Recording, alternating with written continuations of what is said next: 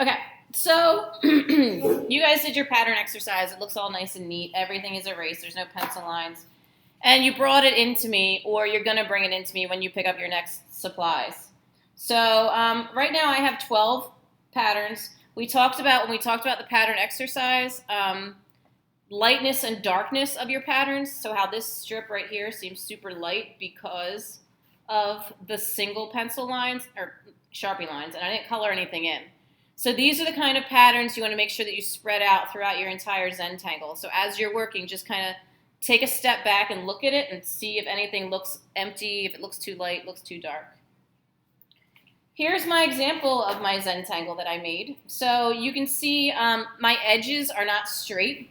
So you have the option, if you want to, you can make straight lines, or you can do curved lines or organic lines that you make them up. Do not take it all the way to the edge of the paper. You want to have this border around here, so you do want to have a white border around your Zentangle.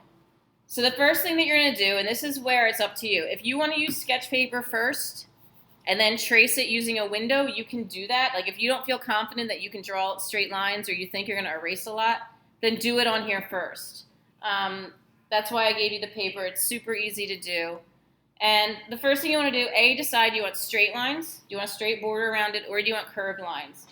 If you're not sure how big an inch is, you should have the ruler that I gave you, so you should be able to check it because you did measure out your blocks. But you can also kind of eyeball it. So like I'm going to do a wavy line. Like an inch is only, it's pretty small, so you want to make sure that you stay pretty well within this, like close to the border, close to the edge of the paper.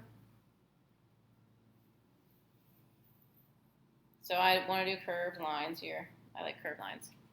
So you can kind of see my curved line border. The next thing that you want to do is break this space up. So right now this is a big giant empty space. Because I used curved lines, I'm going to use curved lines on the inside. It's up to you, again, whether you want to do straight lines or curved lines. But curved lines are easy. You can overlap them, but don't have them go outside the border. So you can see that's my line right there. I did not go outside the border. The border holds me in. So all I'm going to do, I can overlap them if I want. You don't have to. But I'm going to break this space up. And I'm going to start with bigger lines that take up a lot of space. And I'm going to get smaller as I go. So you're dividing this up into chunks.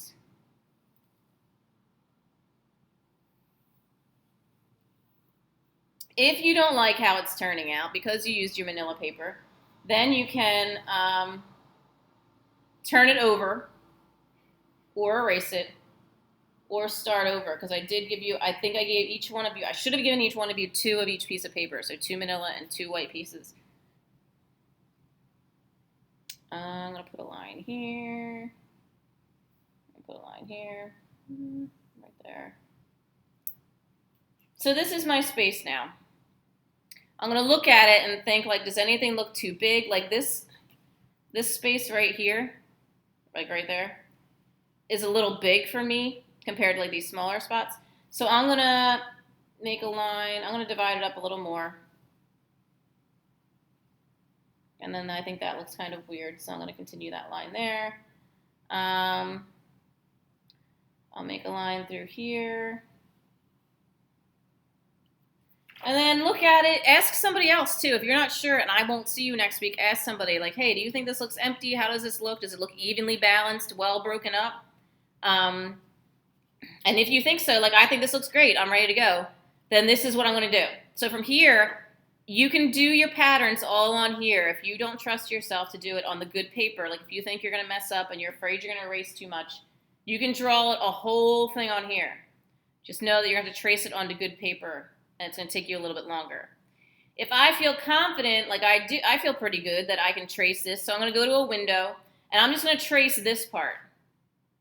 And then once it's on good paper, like on the white, so go to a window, tape it up or hold it up, trace your lines lightly.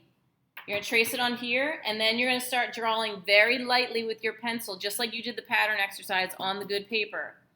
And then start coloring it in with Sharpie, just like you did on the pattern exercise. So here's my final sketch on this manila paper. trace it onto white paper, and then start filling them in, just paying attention to where your patterns are and how much black and white is spread throughout your entire project. So here's one example this is the one I just did for you. Here's another example that I made before.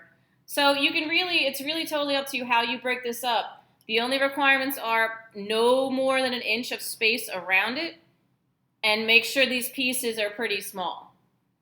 So you shouldn't have big giant spots in the middle of your Zentangle.